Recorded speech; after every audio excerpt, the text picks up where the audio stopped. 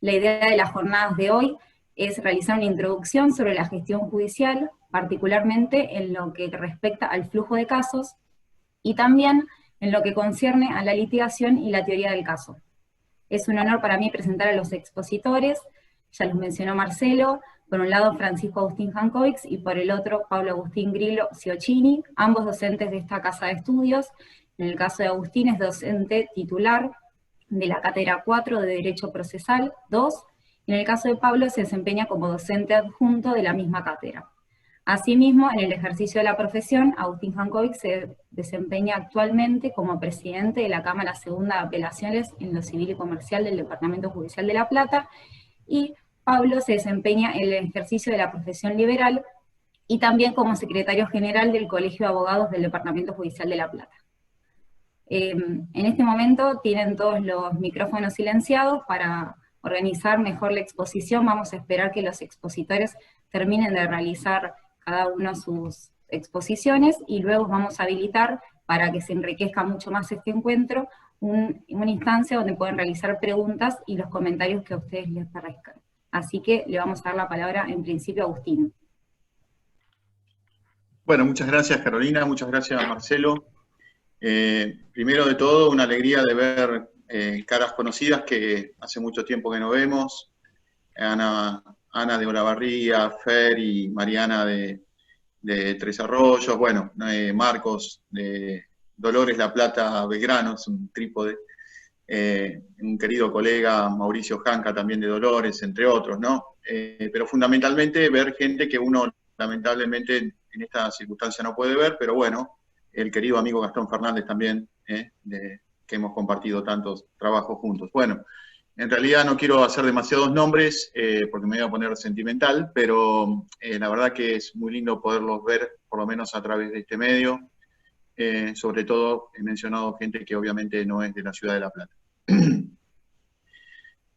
Un poco lo que nosotros estamos haciendo es como el inicio de una actividad que tiene que ver con la puesta en funcionamiento de un centro de estudios en litigación y gestión judicial en la Facultad de Ciencias Jurídicas y Sociales, y esto es un poco como calentando motores con la doctora Karina Biliardi, con la doctora Cecilia Valeros, bueno, con Pablo, y quien les habla, porque la idea es seguir profundizando en estos encuentros, en papers que podemos generar, y por otro lado también, por supuesto, aprender de otras experiencias que seguramente nos van a nutrir mucho, no solamente de, digamos, otras provincias argentinas, como puede ser Chubut, Ushuaia o Mendoza, sino también de otros países limítrofes que van avanzando en esto de la gestión de flujo de casos.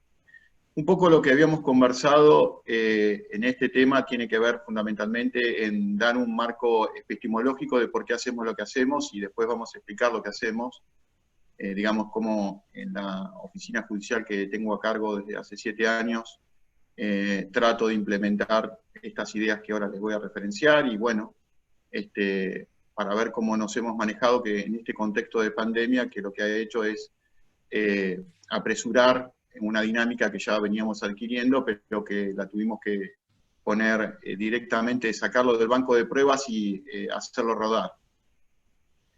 Lo primero que quiero mencionarles es que a veces cuando uno habla de este tipo de prácticas, solamente pareciera que se queda en la descripción de una práctica, es decir, en un tema de difusión de una determinada práctica que puede ser más o menos ventajosa, más o menos actual, y que seguro con el tiempo va a dejar de ser actual porque van a aparecer otros mecanismos tecnológicos que reemplacen los medios por los cuales realizamos las prácticas actualmente. Sin embargo, como decíamos, estamos en un marco del posgrado, de la universidad, esta universidad pública, gratuita e inclusiva, al cual hacía referencia el doctor Lamoglia. Le queremos dar un marco epistemológico de por qué hacemos lo que hacemos y después describir qué es lo que hacemos también, para tratar de mejorar, por lo menos yo voy a describir cómo nos hemos manejado estos 3 meses desde esto que es la gestión del Case Flows Management o gestión de casos en la Cámara Segunda Civil y Comercial de La Plata. y lo primero que tenemos que vincular que todas estas prácticas, es decir, los sistemas de gestión que nosotros venimos desarrollando, tienen que ver con el fortalecimiento del Estado de Derecho. Es decir, no solamente que la gestión es algo, es una práctica que se agota en sí misma, sino que tiene un sentido, una finalidad y un contenido. ¿Y por qué es el fortalecimiento del Estado de Derecho? Fundamentalmente porque todos los derechos que son litigiosos, dudosos, las situaciones, relaciones jurídicas que son discutidas o debatidas, van a encontrar su materialización concreta en los tribunales. Digamos, el Estado utiliza el monopolio de la administración de justicia, salvo casos excepcionales, por supuesto, de justicia por mano, la llamada justicia por mano propia, defensa legítima, etcétera, que bueno, es el marco, sino que nosotros somos, digamos, todos los que intervenimos, todos los operadores, me refiero tanto a los abogados y abogadas como jueces y juezas, nosotros, digamos, somos los que en definitiva, en concreto, tenemos que determinar el alcance, la existencia de estos derechos que son discutidos.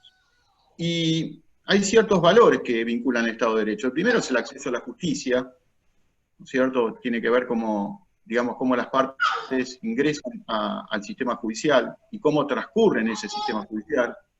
La igualdad ante la ley, es decir, ver qué trato reciben cada uno de los tribunales. Si quieren después lo podemos bajar en concreto. Una de las características del case management en el sistema británico, que está contenido en las Civil Rules para Inglaterra y Gales, en el artículo 3, es donde efectivamente una de las que se le garantiza al juez es, lo que se le obliga al juez es garantizar la igualdad de footing, dicen, o sea, de trato, digamos, o de caminar, de transitar el proceso judicial. La independencia judicial, cómo los jueces imparten justicia en todos los casos lo hacen del mismo modo, por qué se apartan de un determinado precedente sin justificar el apartamiento de ese precedente para brindar una solución distinta en un caso que resulta en principio similar. Y un tema que es muy importante también, que tiene que ver con la gestión judicial, es el escrutinio público del funcionamiento de los tribunales. Es decir, y esto nos da un poder contramayoritario, como es el Poder Judicial, la legitimidad social, que obviamente no tenemos por el origen. El escrutinio público tiene que ver, como vamos a ver luego, con la elaboración de estadísticas sencillas, accesibles, transparentes, claras, precisas, para que toda la ciudadanía, no solamente determinados operadores como los colegios de abogados, puedan acceder y determinar, ver cómo funciona un organismo judicial.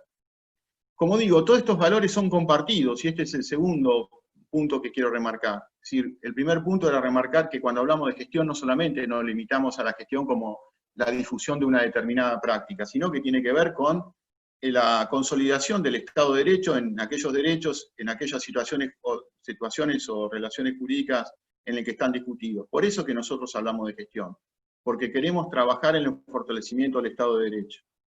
Y como vemos, estos valores no son valores propios de un sistema legal como el Civil Law o el Common Law, sino que son valores legales compartidos en un mundo globalizado como el que tenemos. Entonces, hacer una discriminación de que solo el case management o la gestión de casos solo aplica en ordenamientos del Commonwealth es un error de base, porque además, si ustedes leen reportes de otros países, van a advertir que los mismos problemas que sufre la justicia argentina también lo tienen en otros países. Hay un libro muy interesante de la profesora Glenn, una profesora británica, que justamente me interesó el título y ayer lo referenciaba también, que es Juicio a la Justicia Civil, o Proceso a la Justicia Civil, donde en 8 capítulos más o menos determina cómo está funcionando la justicia, o cómo funcionaba la justicia civil inglesa. Obviamente ellos reaccionaron a través de la elaboración de la incorporación del case management en el año 1990 con el informe Wolf, que Pablo trabajó en su oportunidad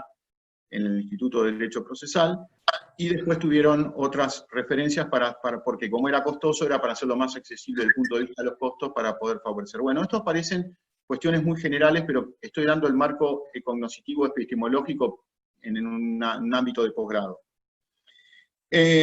Lo que nosotros necesitamos concretamente es, en definitiva, que exista una data confiable, como decía, accesible, transparente del funcionamiento de los tribunales.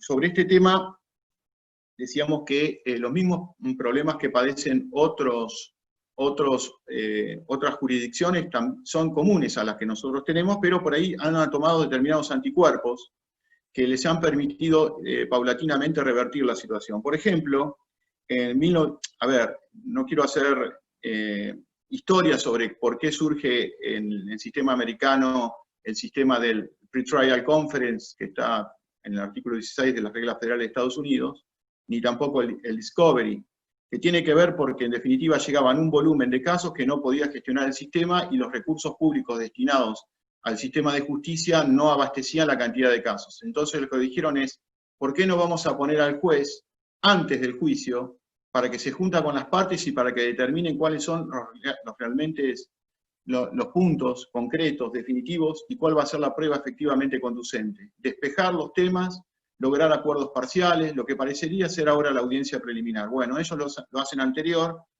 Así surgió lo que hoy se denomina la Pretrial Conference, que en definitiva no es una audiencia. Ellos distinguen entre conference y hearings. Hearings son las audiencias. Pero después lo pusieron antes del juicio para sentarse con las partes. Como los escritos constitutivos de la litis, que ellos denominan pleadings, eran bastante falibles en el sentido de la baja calidad de la información que portaban, dijeron, ¿y por qué las partes antes de transmitir los escritos constitutivos de la litis, demanda y contestación, no ponen sobre la mesa cuáles son la documentación de que cuentan para ver si hay efectivamente un caso que pueda ser necesariamente procesado en el sistema de justicia?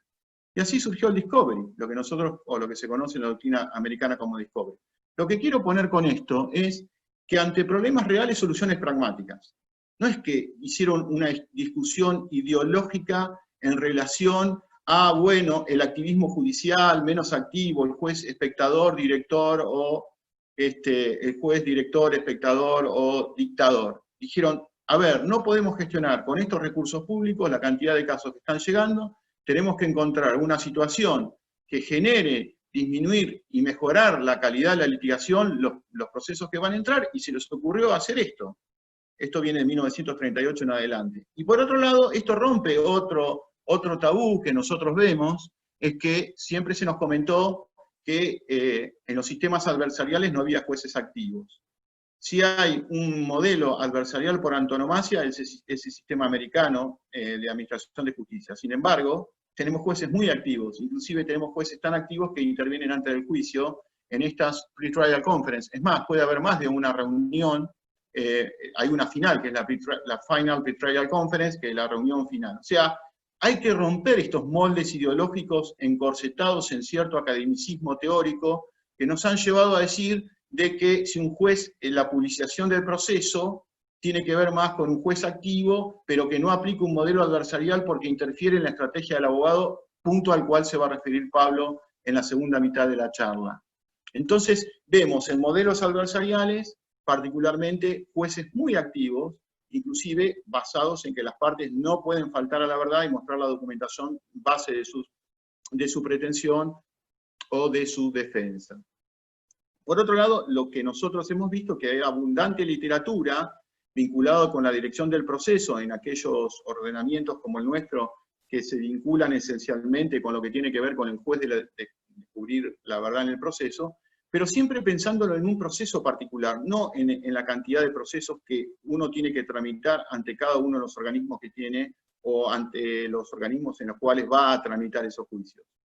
Es decir, solo pensar en que necesitamos un juez activo para garantizar una calidad de gestión de la decisión, sin tener en cuenta la cantidad de casos que hay que procesar, o sea, si yo me detengo en un solo caso, porque es un caso complejo, más de lo debido, ese es un costo que le estoy restando de oportunidad de resolución al resto de los casos que tengo para resolver.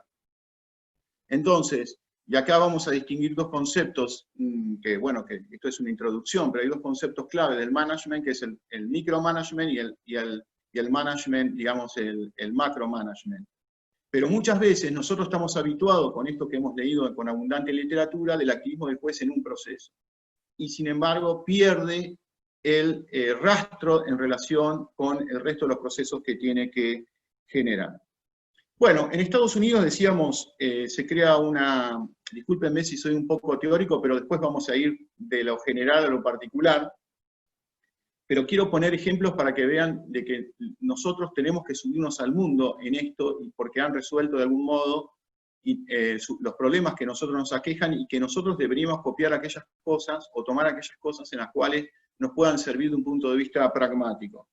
En el año, lo pueden verificar, en el año civil, en el año 1990 se crea lo que se dicta la Civil Reform Act, que es muy interesante, porque es y ahora les voy a pedir un ejercicio que ustedes pueden hacer en este momento después, en el sentido de que se van a tener que dar informes semestrales de todos los distritos de Estados Unidos en relación con los juicios que están pendientes, los juicios civiles pendientes más de 3 años, apelaciones que están pendientes de resolver más de 3 meses, casos que están pendientes de tramitarse o de activarse después de 3 meses. O sea, lo que tiene que ver con los pleadings, con las motions, con los trials, con el sistema de apelaciones. Y ustedes van a decir, bueno, eso fue en el año 1990. Si ustedes googlean ahora y ponen, por ejemplo, Civil Reform Act, de septiembre, el reporte de septiembre de 2019, le va a surgir en Google, y ustedes pueden ver cómo trabaja cada tribunal en Estados Unidos, porque es de acceso público, y además está muy bien explicado, así que después a todos aquellos que tengan interés, simplemente les digo que puedan verificar lo que les acabo de decir, y van a chequear que hay distintos índices. Por ejemplo, el primero es el explicativo de cómo funciona este sistema, y el segundo va a ver cuáles son los casos que tienen, el motivo de retraso de cada caso, que lo tienen en un apéndice C, a través de un código, porque tienen todo estandarizado, y por último, un aplicativo o un anexo D que explica a cada código a qué motivo de retraso corresponde. Pero esta es información pública que está al servicio de todos los contribuyentes norteamericanos para ver cómo funciona su sistema de justicia, donde van sus recursos. Pero no solo eso. En el caso que Fernanda tenga que tramitar una apelación en la Cámara Civil de Dolores, puede verificar a través de Google si tiene, qué retraso tiene, cuál es el motivo del retraso en las apelaciones, o si Pablo tiene que litigar en el juzgado de Ana o de Fernando, que los tengo acá a la vista, puede también verificar cuál es el atraso que tiene de forma pública. Yo contrasto esto y lo veo con las estadísticas que están en la provincia de Buenos Aires, ¿no? Para ver que determinan ingreso de causas por órganos, y las estadísticas más actuales que tenemos en la página oficial de la Corte son del 2018. Ni siquiera hay una actualización semestral como puede pasar. Y a partir de, si tenemos estadísticas públicas de 2018, ¿cómo se puede administrar, cómo se pueden tomar decisiones de planificación en relación a cómo funciona un organismo o cómo funciona otro tipo de organismo? Obviamente esto nos lleva mucho trabajo, no hay mucha gente atrás, porque ellos tienen lo que se denomina el Case Management Electronic File System, que es un sistema electrónico de estandarización de funcionamiento de los casos, que toma los datos del sistema, directamente los estandariza, y a partir de ahí brinda esta información que me parece que es útil, no solamente para el público en general, determinando cómo funciona uno de los poderes del Estado, o una de las ramas del Estado, que en este caso sería el Poder Judicial, sino también para cada ciudadano que tiene que ir a recurrir a un determinado órgano. Bueno, por supuesto que después cada corte distrital será a cargo de los tribunales en los cuales tiene determinado retraso, pero no, como hoy hablamos con Pablo, para una sanción, sino para una posibilidad de mejora. Una posibilidad de mejora, y después yo les voy a comentar cuáles son las medidas que tomé de posibilidad de mejora en el ámbito de la Cámara que me toca gestionar. ¿Qué es el Case Management entonces?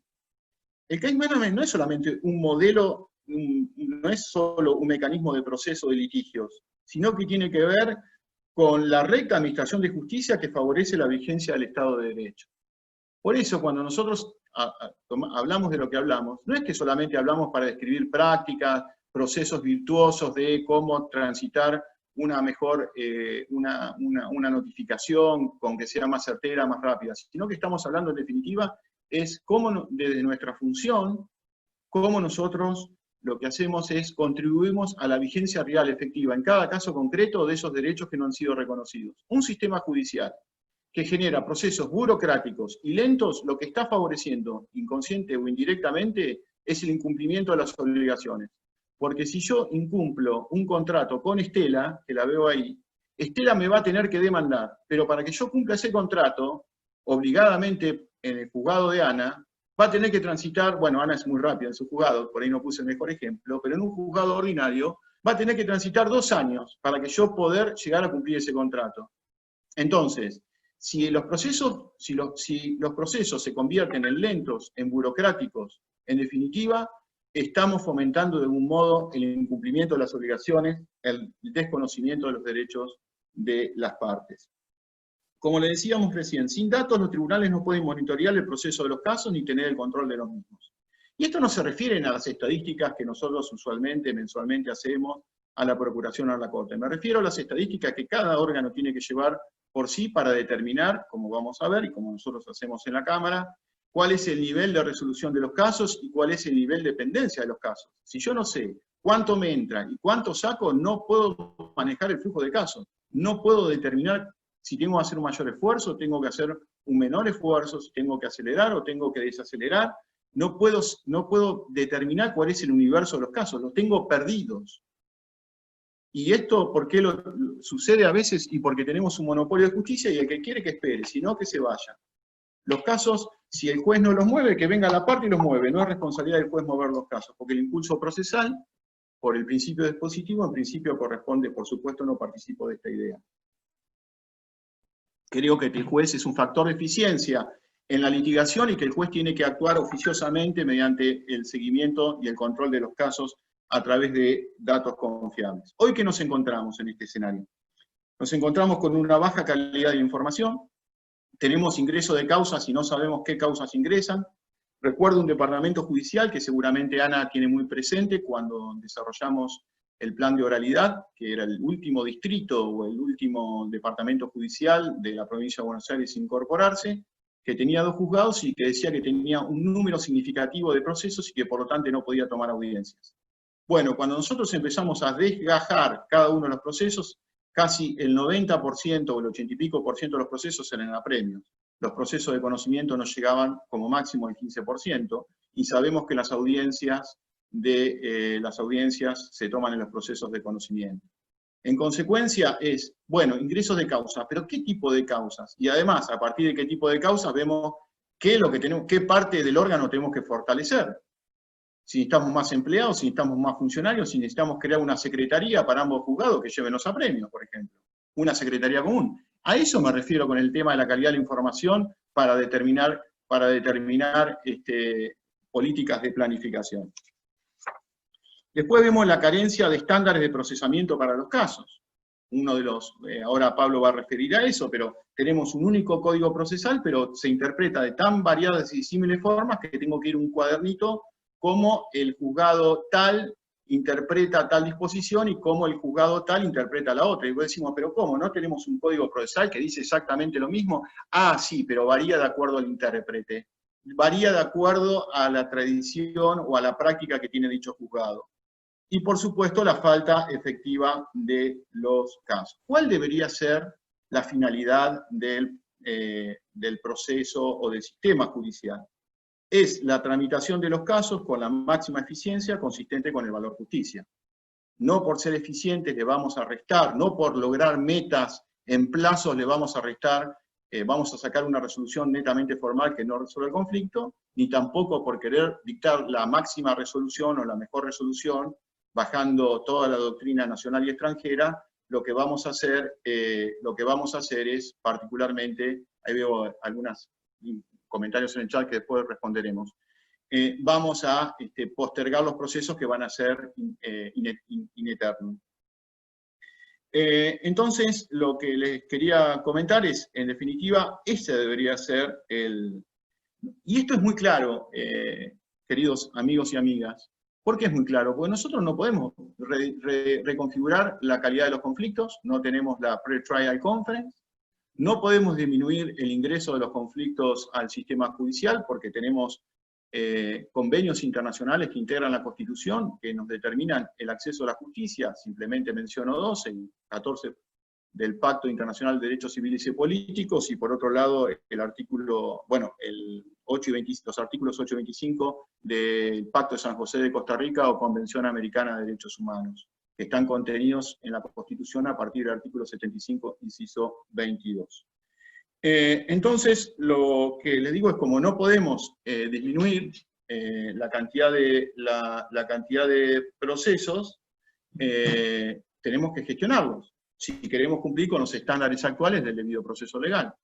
Hoy, la noción de justicia de un caso no solo es resolver sustancialmente de la mejor forma ese conflicto, sino también la oportunidad en que resolvemos ese conflicto.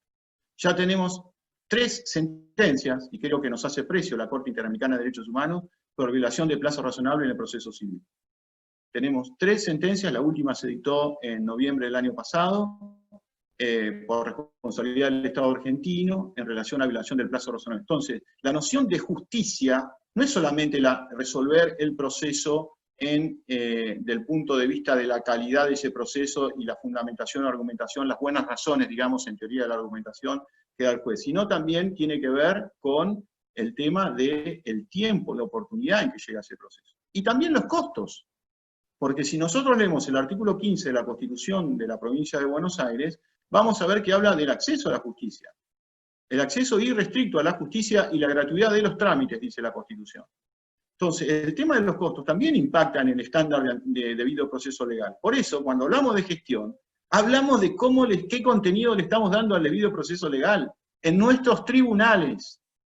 Y por supuesto que nos espejamos en experiencias extranjeras para ver qué podemos traer para mejorar nuestro propio sistema. Ahora, el case management. Si ponemos algunos ejemplos de case management, por ejemplo, podemos citar a título normativo, porque por ahí a algunos les interesa desde el punto de vista teórico,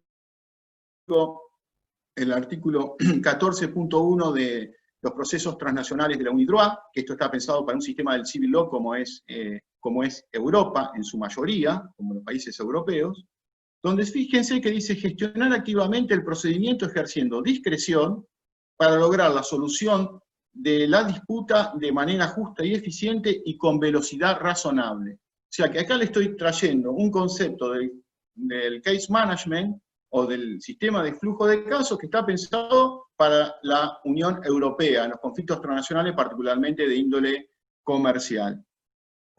Y esto bueno, los que ya me conocen saben que a mí me interesa las fuentes extranjeras, el artículo 1 de las reglas federales civiles de procedimiento, que en el artículo 1 determina que el proceso civil debe ser entendido y administrado para asegurar la justa, rápida y no costosa determinación de las causas.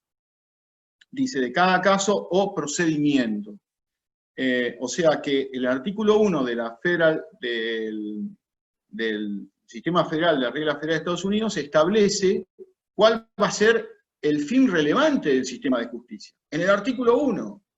Y a su vez después le genera un programa para llevar esto adelante, porque si no nos quedamos nada más en enunciaciones generales, que está contenido en la regla 16, que a su vez tiene sanciones severas para los jueces, para los abogados que no colaboran, porque el case management particularmente tiene que ver con la colaboración activa por parte de los abogados, en la regla 37. Y lo mismo sucede en el sistema civil procesal británico. El artículo 1 del Civil Procedure Rules dice, tratar los casos de modo justo y con un costo proporcionado. Un modo justo y con un costo proporcionado. No solamente para el caso en sí mismo, sino para todos los casos que tramitan. Y a su vez, como les dije, en el artículo 3, que tiene 21 puntos y a su vez tiene subpuntos, determina el programa efectivo del case management incorporado y reformado desde 1900 en adelante en el propio sistema inglés. Ahora, si ustedes me piden una definición de qué es case management, más o menos sería la siguiente.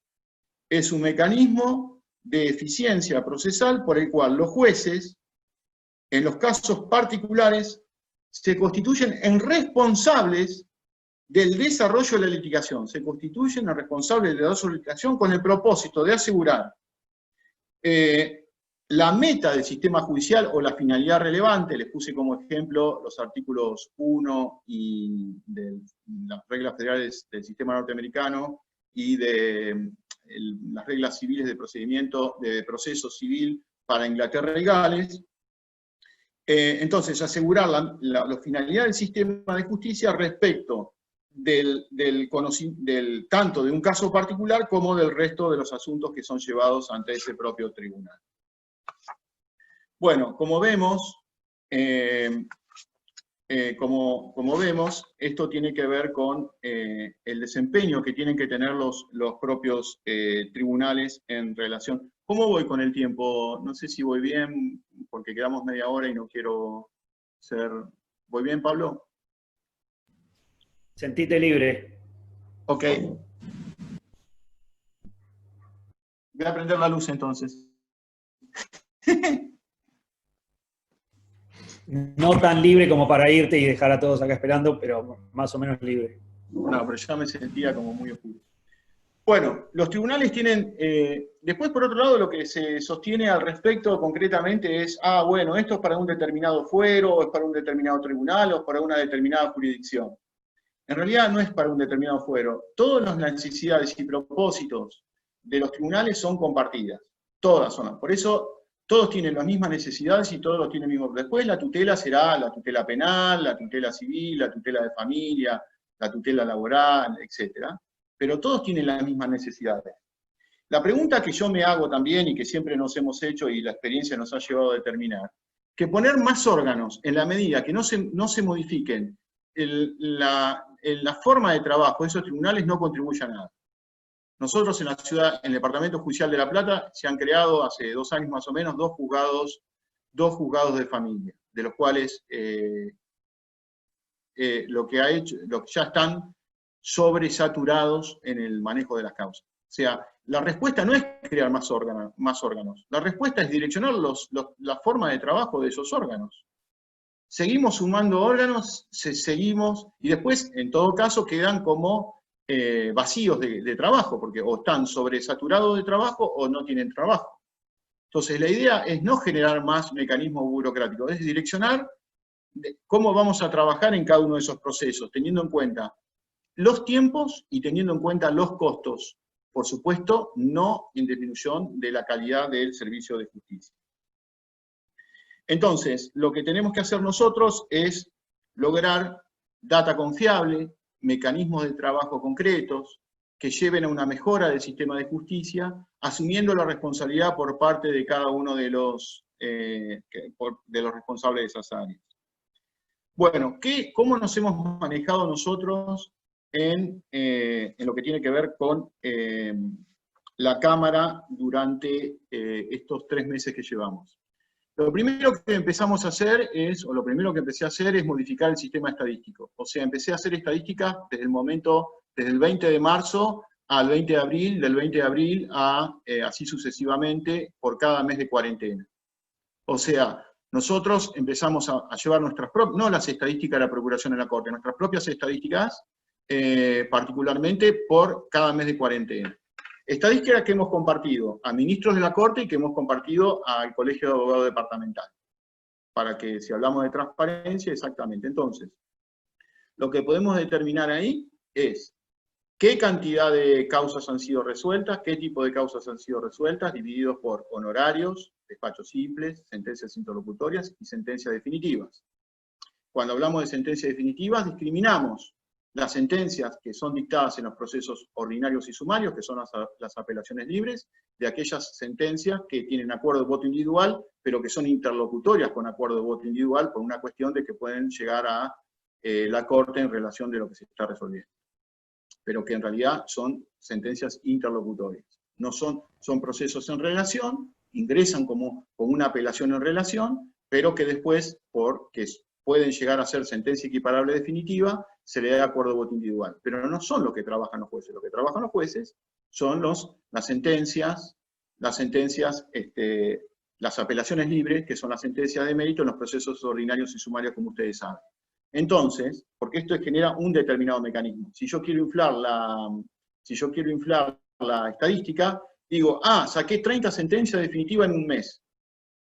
Y ahí tenemos que distinguir la naranja de las mandarinas, en el sentido, y perdónenme la vulgaridad de la expresión, ¿cuáles son las sentencias definitivas? ¿La que trabajaron de esos 30, la trabajaron los jueces o la trabajaron el equipo de funcionarios y se le puso acuerdo de voto individual y el sistema Gusta, que es el de la provincia de Buenos Aires, la toma como sentencia definitiva? Pero no lo hago por eso, lo hago porque quiero determinar cuál es el flujo de trabajo que tiene cada organismo de la Cámara, en el sentido de la Cámara tiene 3 terminales, sala 1, sala 2, sala 3, y a su vez tiene equipos de funcionarios, 3 funcionarios por sala. Bueno, cuando hablamos de quiero determinar que si veo que sacaron tantas en la interlocutoria, también hay sentencias definitivas con acuerdo y voto individual que son interlocutorias que trabajan los prosecretarios o los secretarios. Entonces, de ese modo, veo dónde está la carga de trabajo, el burden, la carga de trabajo.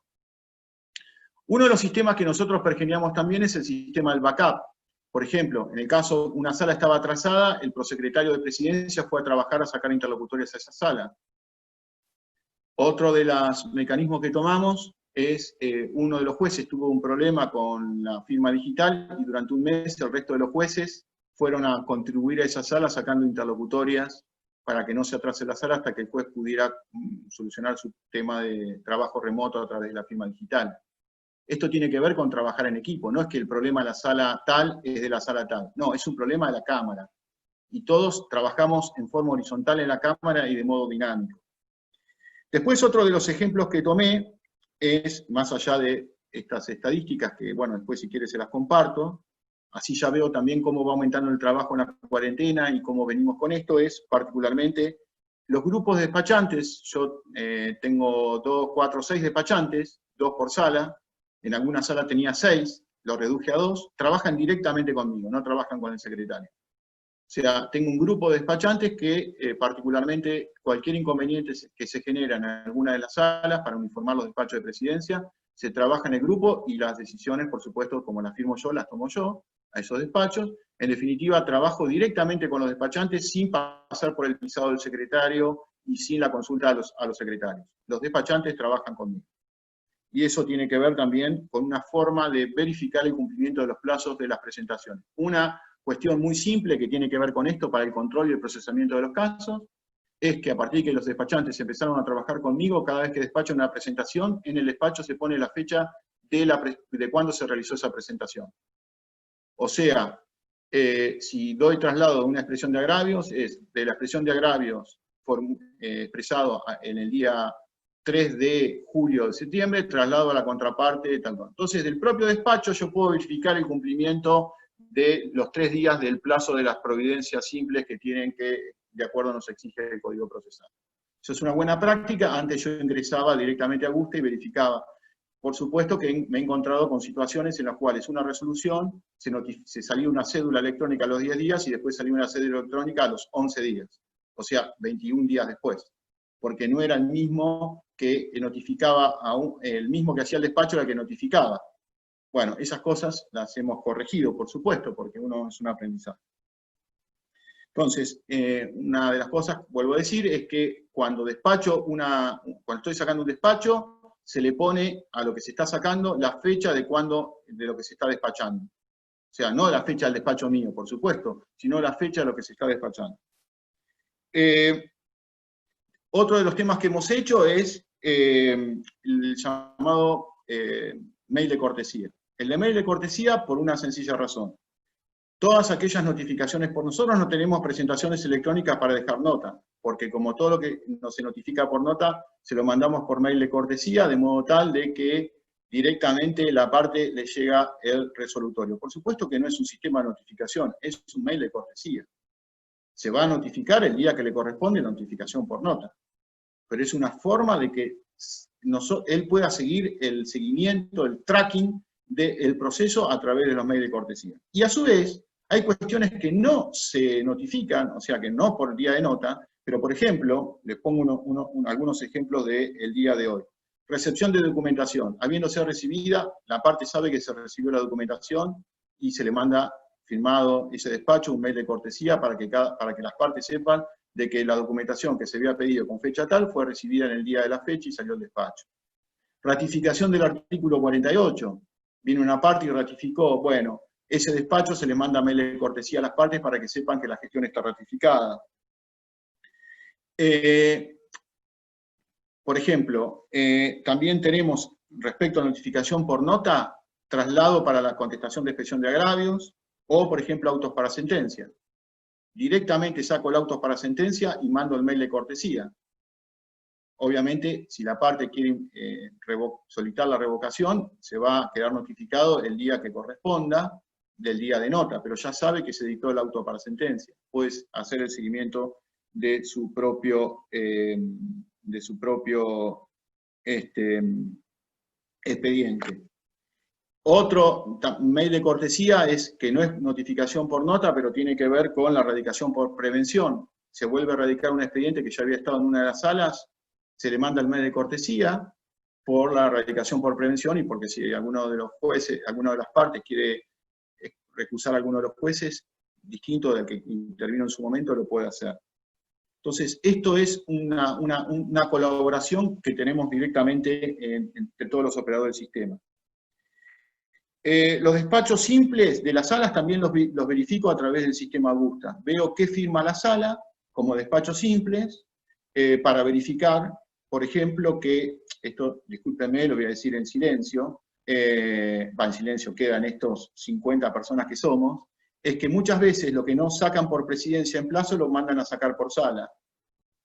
Entonces, directamente ingreso a la sala, veo los despachos simples y si observo que algo que está a destiempo, que no lo mandaron a presidencia, lo quieren sacar por sala, lo firmo, entro a la sala y lo firmo como despacho y directamente le hago saber al funcionario o al empleado de que eso debió haber sido por sala y si, que por supuesto ponga el esfuerzo suficiente para sacarlo dentro del plazo que corresponde.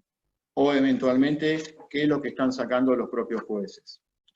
Los sorteos son semanales de las causas en la Cámara. No hay sorteos quincenales, ni mucho menos. Estamos sorteando todas las semanas. Es más, lo que nosotros estamos haciendo particularmente es lo que estaba proyectado en el Código Procesal Civil y Comercial, que se ha trabajado con Pablo y con Marcos, que acá veo presente, en el tema de que el expediente está para sortear, se sortea. No espera, no, dentro de 15 días se sortea el expediente. El expediente cuando está en condiciones se sortea. No, tengo que juntar un cúmulo.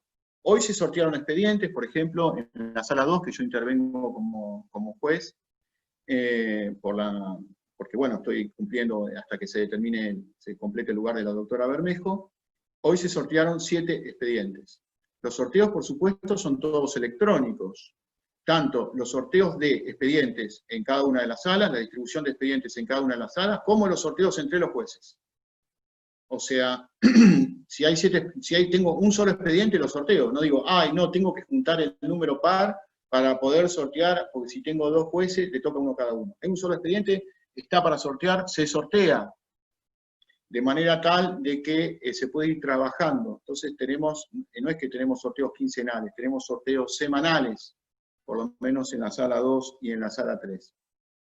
Y como estoy integrando la sala, cada vez que me llega una interlocutoria para revisar, antes de la firma, para conformar, por supuesto ingreso a Augusta, lo mismo que con algún libre, ingreso a Augusta y verifico el trámite desde que ingresó el expediente hasta que ha sido proyectado esa interlocutoria por parte de algunos de los funcionarios. O sea, además de verificar lo sustancial de lo que está resolviendo la interlocutoria, también verifico el trámite y si hay algo que está atrasado, sobre todo en este problema de pandemia y en esto que estamos trabajando.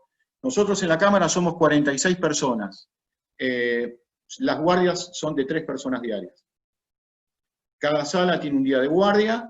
Hoy le tocó a la sala segunda, va un secretario, un empleado y por supuesto un funcionario o empleado de presidencia. O sea que tenemos entre presidencia y salas 3 trabajos. Entonces tenemos, imagínense, nos han entrado en cantidad de expedientes, después si les quiero decir, más o menos 70 expedientes en general por sala durante el último mes, el último corte fue el 26. Son alrededor de 7 por 3, 21, alrededor de 210 expedientes ingresaron a la Cámara durante el último mes.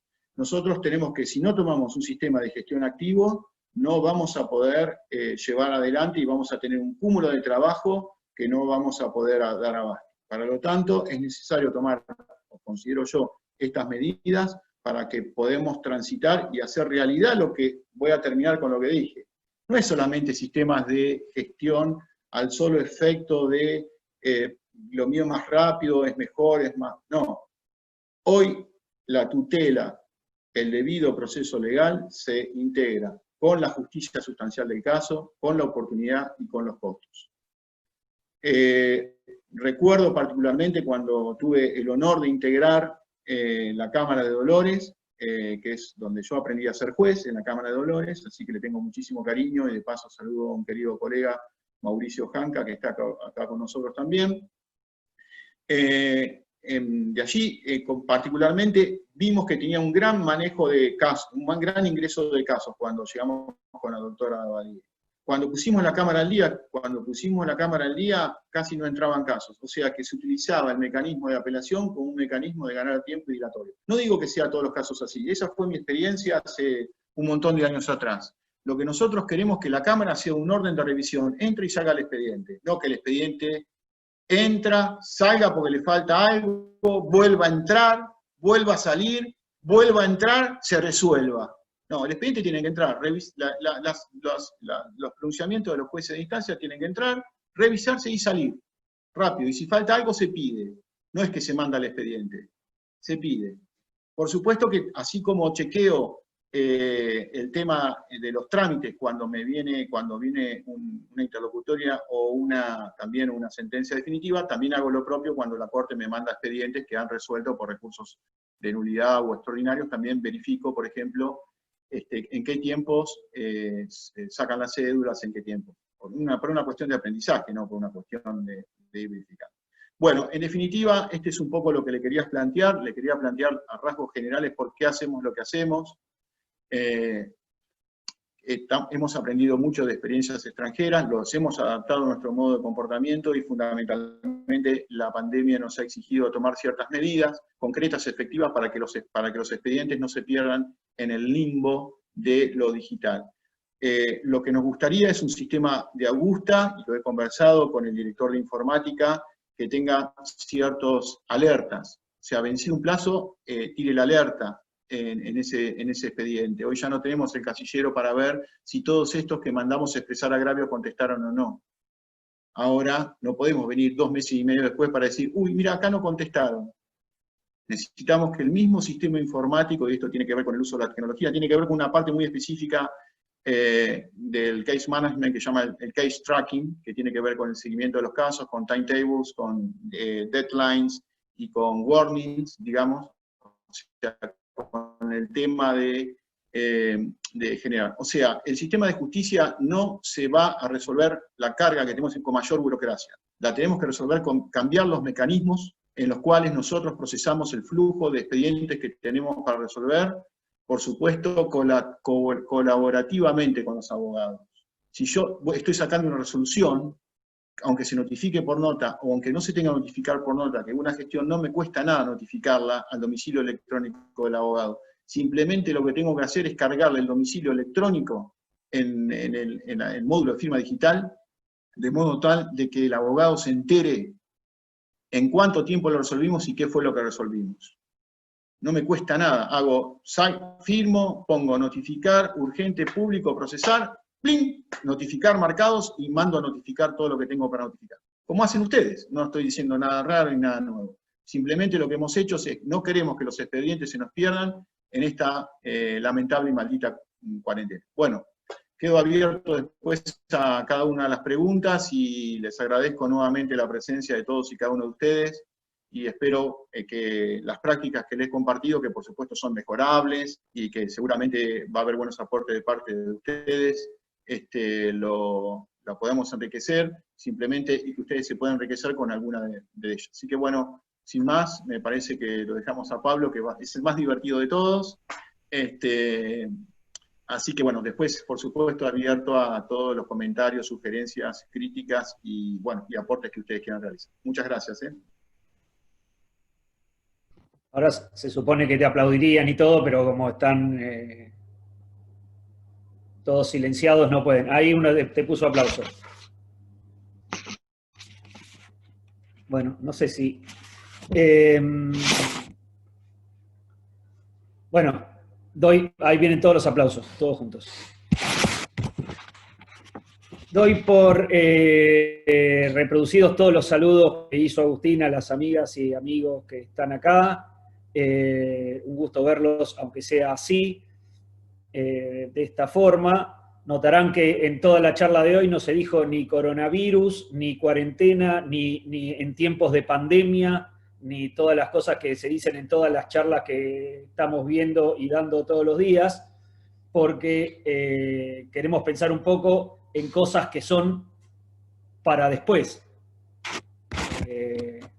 A todos nos gusta, a mí también a veces me gusta un poco pensar que todo va a ser distinto después, que vamos a tener muchos cambios y que vamos a trabajar de una forma completamente distinta, y a veces me parece que no, que no va a cambiar nada, o que va a cambiar poquísimo. Cuando pienso que va a cambiar mucho,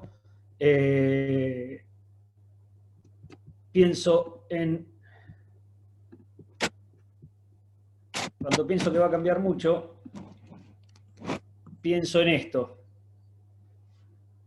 ¿no? Una tapa de Caras y Caretas de 1918, de la época de la fiebre española, y veo al señor con un barbijo, con un cartel que dice no me dé la mano, guarde la distancia. Y así estaban hace 100 años y después volvimos a hacer todo lo mismo.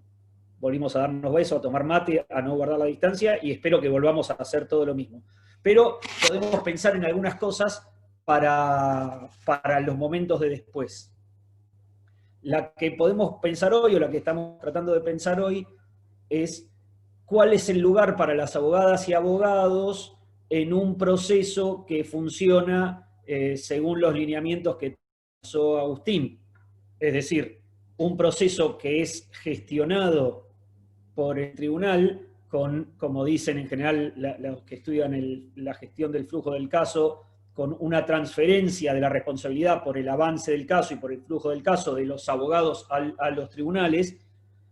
¿Qué lugar queda para el ejercicio de la abogacía si se transfiere a los juzgados la responsabilidad por el ritmo del caso, si además tenemos un proceso predominantemente oral y si además tenemos un proceso con multiplicidad de actos electrónicos que nos cambian fundamentalmente, por ahí a los que somos más viejos, la forma de trabajar con la que aprendimos y con la que en principio pensábamos que íbamos a trabajar siempre. Se me ocurre que lo principal que voy a tener, el principal cambio que voy a tener, es que debería tener más tiempo. Si no estoy impulsando el procedimiento como parte, o no estoy esperando que la otra parte impulse el procedimiento, si tengo actos concentrados en audiencias orales, y si me ahorro el tiempo de ir a llevar los escritos al juzgado, del tiempo de llevar los oficios, el tiempo de llevar las cédulas, ahora me ahorro también el tiempo de ir a consultar cosas a la mesa, porque puedo usar el nuevo sistema de consulta virtual a las mesas de entradas. Si me ahorro todo ese tiempo, yo debería tener más posibilidades y más tiempo para preparar y presentar mi caso. Para prepararlo, tanto desde el punto de vista del derecho de fondo como del derecho procesal, y más tiempo para preparar la forma en que lo voy a presentar ese caso. Y eso es más o menos, hoy vamos a hacer una visión muy sucinta y muy superficial de la idea de una teoría del caso y cómo nos puede servir, pero eso es más o menos de lo que se trata la idea de teoría del caso, de cómo voy a presentarlo. Una definición así muy general, diría que una teoría del caso es una historia organizada, simple y comprensiva de los hechos, las pretensiones y las pruebas, reforzada por un tema.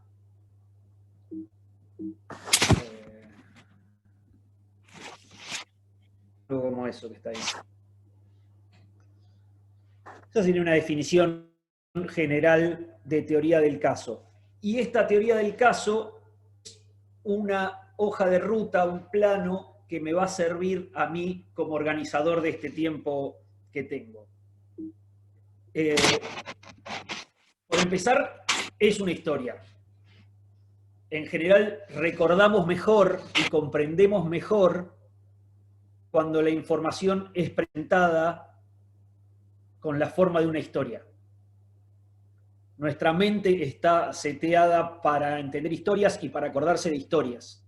Con lo cual, toda la información, si la damos en una forma desorganizada, es una cosa; si la damos en una historia, podemos comprenderla mejor, retenerla mejor, organizarla mejor. Además, cuando nosotros presentamos la información en el modo de una historia, nuestra mente naturalmente completa los blancos, completa los claros, completa la información faltante, porque no nos gusta que haya información que falte en el medio de una historia que comprendemos. Entonces, esta historia es un modo de presentar nuestra información que nos permite que sea mejor comprendida, mejor recordada, que nos permite que sean suplidos algunos huecos que tenemos en esa información. La historia tiene que ser simple. Todas las publicaciones sobre teoría del caso dicen que una teoría del caso tiene que ser, dicen, consistente con el sentido común. Puede ser que haya ocurrido algo extraño, pero es mucho mejor presentarlo de una forma que sea razonable, que sea sencilla, que no sea chocante a lo que normalmente ocurre, diría Vélez, según el curso normal y ordinario de los acontecimientos, que sea consistente con el sentido común, que nos explique quién de las personas involucradas en este proceso hizo qué y por qué lo hizo, y que esté planteada de una forma sencilla. Esto, nota al pie, es también lo contrario de lo que muchas abogadas y abogados y juezas y jueces hacemos en todas nuestras comunicaciones, ¿no? Muchas veces parece que tenemos un regocijo en escribirlo de la forma más compleja, más alambicada, más rebuscada y más enroscada posible, porque así lo oscuro parece profundo. Pero en realidad, para hacerlo simple, hay que tenerlo mucho más claro qué es lo que queremos. Esta historia decía que tiene que ser comprensiva de hechos, pretensiones y pruebas. Y acá me parece que está la parte más útil de una teoría del caso. Porque yo podría y lo hago, y creo que muchas abogadas y abogados lo hacemos, podría tirar más o menos amontonados todos los hechos, las pretensiones y las pruebas. Y es muchas veces lo que hacemos cuando empezamos a escribir una demanda. Empezamos a contar la historia al correr del teclado, así como la vamos escribiendo, va saliendo la historia. La pretensión más o menos la tenemos en la mente, es una reivindicación. Y las pruebas, bueno, le pedimos al cliente que nos traiga algunas cosas y las otras las trajo antes en la documentación y esa va en el capítulo de prueba. Y ahí quedó. Es muy distinto que organizar toda esa información, todas esas pruebas y todas esas pretensiones en la forma de una historia, porque esto nos da un mapa para lo que nosotros queremos hacer. Esto nos hace analizar el marco legal, analizar los hechos que nos trajeron, ver cuál puede ser la pretensión que podemos articular sobre esa base. Si no nos sirve, volver a revisar el marco legal, volver a analizar o a buscar o a investigar la posibilidad de que existan otros hechos que pasamos por alto, pedir la prueba que necesitamos, contrastarla con nuestro planteo anterior, ver si tenemos esa prueba necesaria para fundar las pretensiones, para demostrar los hechos que son la causa de esa pretensión, o si no, tenemos que volver a empezar. Hacer esto varias veces, con varias idas y vueltas, de manera que yo pueda organizar una historia simple y que comprenda los hechos, las pretensiones y las pruebas, es una forma de poder mantener una coherencia de poder plantear organizadamente las pretensiones y no tirar todo en la demanda y la contestación, o en la vista de causa, o en la expresión de agregados, tirar todo amontonadamente, todas las pretensiones posibles, todos los hechos que me contaron y todas las pruebas que me trajeron y se me ocurrieron, independientemente de si son o no son pertinentes para demostrar los hechos que son la causa de la pretensión, si esas pruebas las puedo efectivamente producir, si van a ser idóneas y convincentes para acreditar esos hechos. También esta historia comprensiva de hechos, pretensiones y pruebas tiene que ser comprensiva de la posición de la otra parte. Posición de la otra parte que yo tendría que ser capaz, al menos parcialmente, de anticipar. De anticipar a conciencia y de buena fe. No suponiendo que la abogada o el abogado de la otra parte es un pavote que va... No, suponiendo que es una buena o un buen profesional y va a hacer un buen trabajo, ¿qué es lo que plantearía? Y ver si yo puedo ser capaz de contrarrestar de algún modo ese planteo, de anticipar de algún modo ese planteo, de al menos minimizar el daño que ese planteo me puede hacer. Esta forma de presentar todas esas hechos, pretensiones y pruebas dentro de una historia tiene... Por supuesto, lo podemos desglosar en muchos ítems, porque después tengo el trabajo con los testigos, el trabajo con las pruebas, el trabajo legal, el análisis de cuáles esas pruebas son fuertes o son débiles, pero a los efectos de la charla de hoy, me interesa destacar que me organiza el modo en que voy a trabajar. Una cosa adicional es que yo, al momento del juicio, al momento de la demanda, tengo que tener una teoría del caso. Puede ser que yo haya tenido varias. Puede ser que haya ido a la mediación con más de una en ese ámbito informal. Puede ser que me haya reunido con el cliente con muchas y me hayan quedado más de una al momento de la mediación. Al momento de la demanda, plantear más de una es poco beneficioso y anula lo bueno que podría tener la una. Entonces, si tengo una mejor y otras peores, tengo que concentrarme en la que tengo mejor. Entonces, o puedo tener distintas teorías del caso para la mediación y para la demanda. Una vez que llego al momento de la demanda, tengo que elegir la que voy a plantear y voy a mantener durante todo el proceso. En esa narración, además, digo, hacerme cargos, argumentos que pueda tener la otra parte, los autores coinciden en que, como acá hay varias juezas y jueces, después ellos me dirán si tienen razón, según la experiencia de ustedes, pero coinciden en que no tengo que defender lo que es indefendible, es más, que debería ceder ostensiblemente ese terreno. Que cuando algo en el caso es insostenible, no lo puedo plantear o no lo puedo defender, en vez de encapricharme en mantener eso, tengo que ostensiblemente abandonar ese terreno y reconocer que esos hechos han ocurrido así o que ese planteo de la otra parte puede resultar fundado.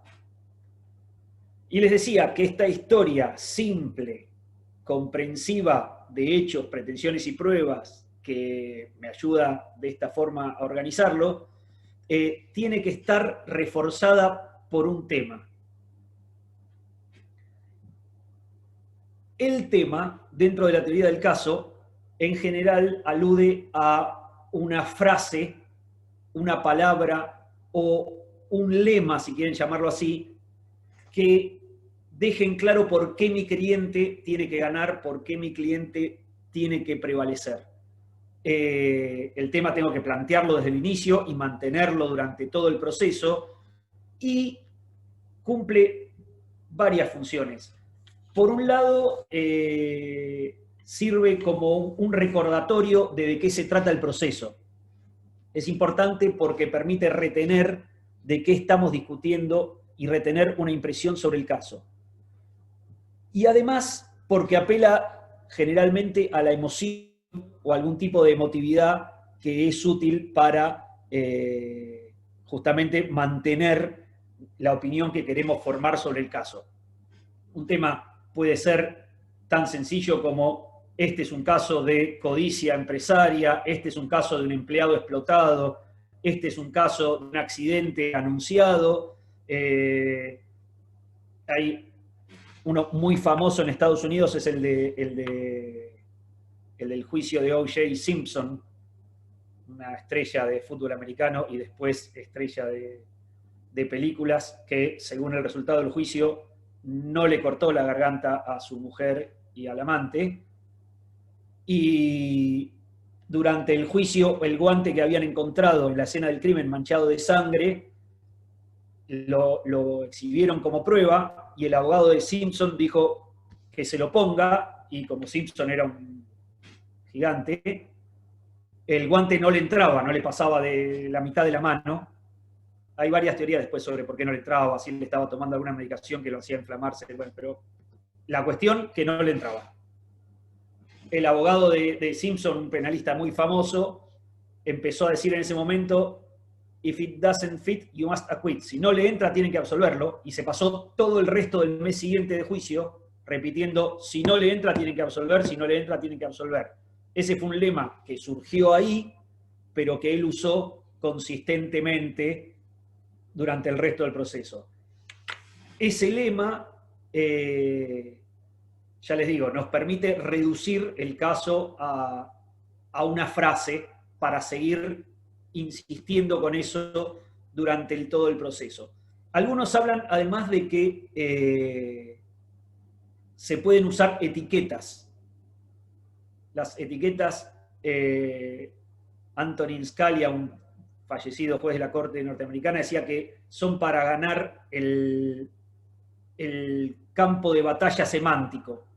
Dice, bueno, no es lo mismo referirse a alguien por el nombre que decir el actor, no es lo mismo referirse a alguien como el actor que como el trabajador, no es lo mismo referirse a alguien por el nombre o referirse como la víctima dañada. Entonces, esas apelaciones emocionales, aunque nosotros tengamos en general la idea y que nos gusta tener, pero aparentemente no es tan verídica, de que nosotros tomamos nuestras decisiones solamente en base a criterios objetivos y racionales, parece, por lo menos por lo que vemos en general en las decisiones políticas, ni siquiera estoy hablando de la Argentina, sino de muchos países, parece que no somos tan racionales en nuestras decisiones, parece que no es tan difícil vendernos cualquier cosa, y parece que la forma en que nos presentan la información sí hace una diferencia y sí nos cambia cómo decidimos. Entonces, quizás la forma en que nos referimos a las partes, o las etiquetas, o como dice Scaglia, ganar el campo de juego semántico, la forma en que presentamos una historia de modo que sea organizada, simple y comprensiva de los hechos, pretensiones y las pruebas, reforzarla por un tema con el que insistimos y creamos una impresión emocional sobre el proceso, tiene alguna efectividad. Por lo menos, el hecho de que los juzgados, los tribunales, tomen a su cargo la gestión del flujo del proceso, tomen a su cargo la responsabilidad por el ritmo con que se lleva ese proceso, nos pone a nosotros, desde el lado de la abogacía, en una doble situación. Deberíamos tener la posibilidad de destinar más tiempo a estudiar esto, y a la vez deberíamos ser capaces de usar esos momentos de encuentro con el tribunal, de oralidad y de exposición a la inmediación para causar una verdadera diferencia en el modo en que presentamos nuestro caso. Todo esto me lleva también a una cuestión, que es la cuestión de la ética profesional, de cuál es el límite en el que nosotros podemos trabajar haciendo esto. Y me parece que el límite viene claro desde las normas de ética profesional que ya están en vigencia, aunque muchas veces no tan valoradas. Perdón. Allá. El niño viene a buscar la compra. Las reglas de ética profesional vigentes ahora en la provincia de Buenos Aires dicen, por ejemplo, que no se puede negar ni afirmar con falsedad. Quiere decir que hoy, no en un futuro, en una reforma procesal, en un código que vaya a haber hoy, un abogado o abogado no debería decir niego, niego, niego, niego, niego cuando sabe que eso es verdad. Ni debería alegar hechos que sabe que no son ciertos. Eso no quiere decir que tenga que hacer una investigación privada por su cuenta para averiguar si lo que su cliente le dice es verdad o no es verdad, si exagera o no exagera, si le oculta información o le brinda toda la información necesaria. Al menos debería abstenerse de negar cosas que sabe que son ciertas o afirmar cosas que sabe que son falsas. Ese mismo estándar, me parece, lo podemos aplicar para el desarrollo de nuestra historia, para los hechos que comprende, para el tema que elegimos y para las etiquetas que ponemos a cada una de las partes. Me parece que un proceso en el cual las juezas y los jueces tomen las riendas del flujo del caso y en el cual las abogadas y los abogados nos esforcemos un poco más, no en hacerlo avanzar, sino en aprovechar las condiciones que tenemos para dedicarle más tiempo a cómo presentamos esa información desde un punto de vista más trabajado, más estructurado y también más ético, deberían dar un mejor resultado para los que nos importan, que en definitiva no somos ni ustedes las que trabajan de juezas y jueces, ni nosotros los que trabajamos de abogadas y abogados, sino los justiciables y las justiciables las que tienen que tener una prestación de servicio de justicia útil, adecuada, accesible, en tiempo correcto y con una prestación razonable en su debido momento. Yo creo que no tengo más. Quedo con el señor con barbijo y que dice, perdón que no le dé la mano, hablemos a distancia, como hace 102 años era y como es ahora, pero va a dejar de ser en algún momento y vamos a volver a donde estábamos, por suerte.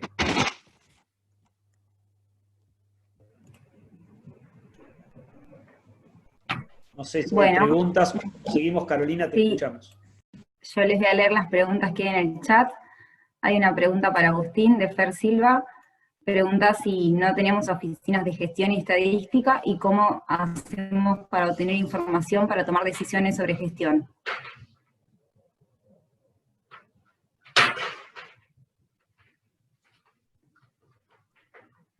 Bueno, muchas gracias a Fer Silva, que es, por lo que veo, de Tucumán. Hay un grupo de jueces tucumanos que, bueno, que lamentablemente la pandemia no nos permitió volvernos a encontrar, pero le agradezco la pregunta a Fernando Silva. Sí, lo peor de todo es que tenemos oficina de gestión y tenemos oficina de planificación. Eso es lo más de hecho, nosotros mandamos las estadísticas a la Corte para que las procese la oficina de planificación y a Procuración también. Ahora, esas estadísticas me parece que no, digamos, no sirven como mecanismo de tomas de decisiones de planificación. Las estadísticas que yo hago, o que en el área de presidencia, son específicamente propias en lo que a mí me interesa ver de lo que me interesa ver. Yo recién estaba viendo la estadística del último mes. ¿Cuántos procesos libres nos entraron por sala? Entraron alrededor de 12 expedientes de apelación libre. En realidad tenemos 70, 71, 73 expedientes, 40 y pico de interlocutorias, más honorarios, etc. O sea, las estadísticas que yo tomo es no la estadística de la Corte general. A mí me interesa la estadística propia para poder redefinirlo y procesar el flujo de trabajo que yo tengo en el funcionario. Por supuesto que es compartido con todos los jueces, de manera tal de tomar decisiones conjuntas dentro de la Cámara.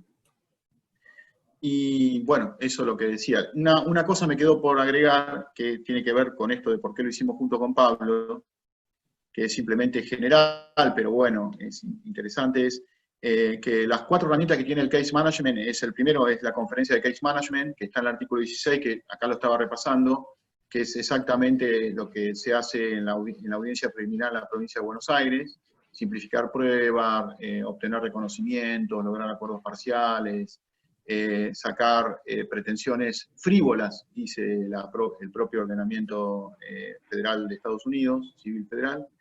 Por eso es el tema de cómo el abogado tiene que estar más preparado para ir a esa audiencia de case management, que es la primera herramienta. La segunda es lo que tiene que ver con por dónde va a transitar ese proceso, porque si queremos que sea un proceso efectivo y eficiente, bueno, el juez va a determinar cuál es el carril procesal, no está estipulado de antemano y en forma abstracta, como sucede en el Código Procesal de la Provincia de Buenos Aires, sino que el juez va a determinar a través de qué track va a transitar y eventualmente qué actividades procesales se van a realizar y cuáles no. El tercero, que es el que más hincapié hice yo, que tiene que ver con la programación estricta de los eventos del proceso y la calendarización a través de los sistemas de warning, que decía, o de alertas para el cumplimiento efectivo de los plazos. Y por último, se admiten los acuerdos procesales, y esto también tiene que ver con que ya legislaciones del Civil Law lo han tomado, por ejemplo, el artículo 764 del Código Civil francés, del Código Procesal Civil francés, permiten los acuerdos procesales, y la reforma brasileña procesal civil del 2015 también lo determina. Estas son las 4 herramientas fundamentales para llevar adelante. Por supuesto que uno la adapta a la instancia que está o al lugar que está. El abogado, como decía Pablo, tiene que estar menos preocupado por mover el proceso, el impulso procesal, y más consustanciado con lo que presenta por esto que tiene que ver con la inmediación. Que después, en lo que a mí respecta, voy más allá. Yo creo que los escritos deberían ser modalizados, y que eventualmente todo aquello que no esté modalizado en un escrito con una faceta electrónica se puede agregar o alegar en la instancia de inmediación frente a los jueces y la contraparte. Bien, perfecto, gracias Agustín. Voy a hacer primero las preguntas que escribieron para Agustín y después para Pablo. Hay otra pregunta para Agustín de Mariela Panigadi. ¿Qué opinás de la apelabilidad del monto como mecanismo para el uso proporcional de los recursos? Bueno, es cierto que la Cámara no puede resolver pagaré de consumo de 5.000 pesos, como estamos plagados de las financieras que tenemos pagaré de consumo de 5.000, 4.000, 8.000 pesos. Pero podemos dar un debate más de tipo pragmático, que para qué reservamos la instancia de revisión y para qué no, o una más de tipo normativo. Si consideramos que la garantía del debido proceso, la garantía de la instancia de revisión integra el debido proceso legal del artículo 8.2h, no solamente el fuero penal y demás, que pareciera ser los fallos de la Corte Interamericana, obviamente la instancia de apelación tiene que estar garantizada por la vista convencional. Si consideramos la posición que toma la Corte de la Provincia de Buenos Aires, y que toma, por supuesto, la Corte Suprema de Justicia Nacional, que es de una garantía de índole legal, no de una garantía de índole constitucional, me refiero a los procesos no penales, indudablemente habría que restringir el índice de apelabilidad. Es más, no solamente eso, sino que tendríamos que tener, fíjese, en el sistema americano tenemos en el sistema inglés tenemos los small claim, que son las pequeñas causas, que por supuesto son de vía oral y son todas modalizadas, es decir, directamente es electrónico el proceso. Después tenemos para los procesos menos complejos lo que se llama el fast track, o sea, el carril rápido, y por último los multitracks, que son los procesos más complejos. En realidad, el case management surge para la litigación compleja. ¿Cuál es la litigación compleja? Aquella que tiene multiplicidad de partes, que tiene dificultades probatorias o que tiene cuestiones jurídicas muy complejas. Después se llevó a los procesos individuales, pero en principio, lo recordamos con Pablo hace un tiempo atrás, hay mucho de case management en los procesos complejos, en los manuales del Federal Judicial Center sobre procesos complejos. En realidad el juez tendría que decir si esto tramita, va a un small claim, a un tribunal de corte de pequeño, lo puede derivar, por supuesto, o va a funcionar a través del fast track o del multitrack, digamos. Entonces el juez es el que encamina de acuerdo a la actividad compleja. Yo hacía referencia a que tengo una interlocutoria de un club de fútbol local, por una suma, por una verificación en un concurso de $2.400.000. Y es un proceso que viene en relación. Y por otro lado, a veces tengo procesos de daños y perjuicios de chapa y pintura por 50.000 pesos. Bueno, como lo tendrá también el querido Alejandro Verdaguer, que también lo veo en pantalla en la ciudad de Buenos Aires. Entonces, esas tarifaciones que hacen abstracta el legislador, a veces no se acontece con lo que tenemos que resolver en tribunales. Pongo todos ejemplos a tipo de modo. Entonces, digamos, eso tiene que ver. Tenemos que estar preparados para ir a un proceso electrónico en los pequeños reclamos, y por supuesto una modalización tanto de escritos presentados por los abogados como también de algunos despachos directamente. Por ejemplo, las cédulas, ahí comentaba también el doctor Silva de Tucumán. Las cédulas la cédula electrónica directamente tendría que dispararse en el sistema, no tener un empleado cargando cédula electrónica. Directamente tendría que ser el sistema, sale directamente la cédula electrónica. Eso tiene también que ver con el uso de tecnología, que es parte del case management. Así que bueno, espero a Mariela, y le agradezco la pregunta, haberle respondido. La respuesta es, desde el punto de vista pragmático, y sí, no todo debería llegar a la Cámara como en el orden nacional. Desde el punto de vista normativo, hasta que no tengamos en claro si la apelación, el sistema de revisión en materia no penal es una garantía constitucional o barra convencional, o es una garantía legal, hasta que no tengamos en claro, de acuerdo a la posición que uno tenga, ahí está la llave si podemos restringir o no la apelación para solo determinados asuntos. Perfecto, Agustín. Bueno, ahí estoy viendo que Guille Caballero levantó la mano. Yo primero voy a leer una pregunta que él había dejado escrita en el chat, es para Pablo, y la pregunta es: Pablo, a tu criterio, si una teoría del caso es más útil en un juicio por jurados o en un juicio por tribunal técnico. No sé. A ver, la idea de la teoría del caso surge principalmente en los sistemas anglosajones, y muchas de estas cuestiones están inicialmente pensadas en un proceso puramente adversarial y conjurado. Lo que no quiere decir que no sirvan para un proceso con un dispositivo atenuado y un juez más activo, y a la vez con jueces profesionales y sin jurado.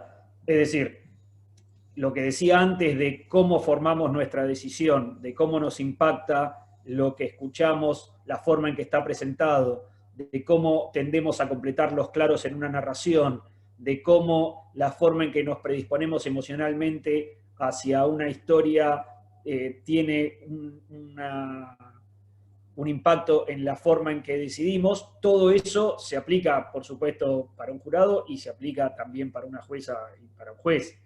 Que tenga más herramientas técnicas para analizar cuáles son las implicancias de decidir de una forma u otra, o cuál es el encuadre legal que corresponde, no quiere decir que nosotros tengamos que dejar de ponerle atención a eso, de soltar, de ceder ese terreno y decir, bueno, no importa cómo yo presente lo que tengo que presentar, porque total, tiro un montón de hechos y pruebas ahí, y la jueza o el juez después me los organiza. Muchas veces pasa. Muchas veces pasa. Muchas veces termina el tribunal haciendo lugar a la demanda, buscando y recogiendo los pedazos inconexos que trajo el actor, porque considera que va a haber una injusticia, porque considera que es justo hacerlo así, pero no deberíamos, como abogados, proponer eso como nuestro trabajo. Deberíamos proponernos como trabajo presentarlo del mejor y más organizado modo posible, de manera de que sea lo más que lleve hacia la decisión que nosotros buscamos. Por supuesto, un caso perdedor con un buen trabajo de teoría del caso y bien planteado y bien escrito es un caso perdedor. No es que con un juez y con un jurado, ¿no? Y un caso bueno, no digo pésimamente llevado, pero más o menos es un caso bueno. lo puedo hacer mejor. Pero creo que nosotros tendríamos que tratar de poner todo de nuestra parte para aprovechar esta circunstancia nueva, no la digo por la pandemia, la circunstancia nueva, la digo por más tribunales que le ponen más el hombro a la gestión del caso y al impulso del caso. Más tribunales que abren instancias orales donde podemos aprovechar la inmediación. Más medios tecnológicos que hacen que tengamos que dedicar menos tiempo físico a hacer procuración. Ese conjunto de circunstancias nosotros me parece que deberíamos aprovecharlos para tratar de presentar esa información del caso de un modo que sea mejor. Que eso te asegure un resultado mejor, no porque como en otros enfrentamientos, si quieren hasta deportivos, el otro también juega. Pero presentarlo del mejor modo. Bien, perfecto. Hay otra pregunta para Pablo, de Mariela Panigadi.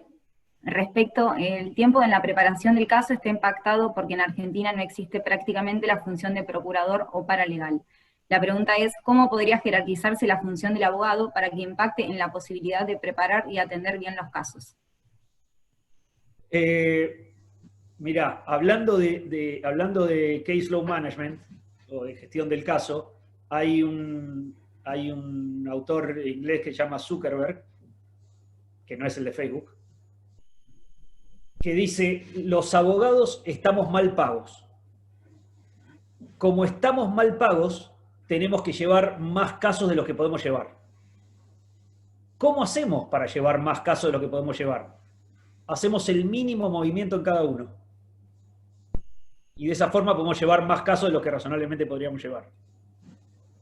Con lo que quiero decir, esto te estoy hablando Inglaterra, año 2000. Esto pasa en todos lados y se vive en todos lados. Me parece que lo que sí está pasando ahora es que hay un cambio que también impacta a la idea del procurador. Porque ahora el procurador es un procurador sentado en el escritorio, ¿no? Conozco un abogado, creo que varios acá lo conocen, pero no importa quién es, pero que acaba de contratar una empleada para el estudio sin requerirle ni que vaya nunca, ni siquiera que viva en su ciudad, ni siquiera que viva en la provincia de Buenos Aires. Le pidió la lista de programas, digamos, de una aplicación, dijo, necesito a alguien que sepa hacer todo esto, que maneje Word, Excel, esto, y contrató así. Porque en definitiva, si yo voy a mandar un escrito electrónico y voy a llevar un programa con mis casos y el avance de mis casos para poderlos seguir monitoreando, no sé dónde estás, pero no tiene importancia dónde estás. Si vos me podés mantener eso al día y podés entrar con mi clave y ver mis expedientes y hacerme una lista de cómo vamos. Entonces, creo que también cambia la función del procurador, va a cambiar también, o qué es lo que entendemos por un procurador. Perfecto, Pablo. Hay otra pregunta para Agustín, de parte de Ornella de Angelo. Pregunta Agustín, ¿qué opinión tenés respecto a la necesidad de buscar mecanismos judiciales de gestión de casos diferenciados para casos de menor cuantía o de poca complejidad, como muchos procesos vinculados al derecho del consumidor, por ejemplo?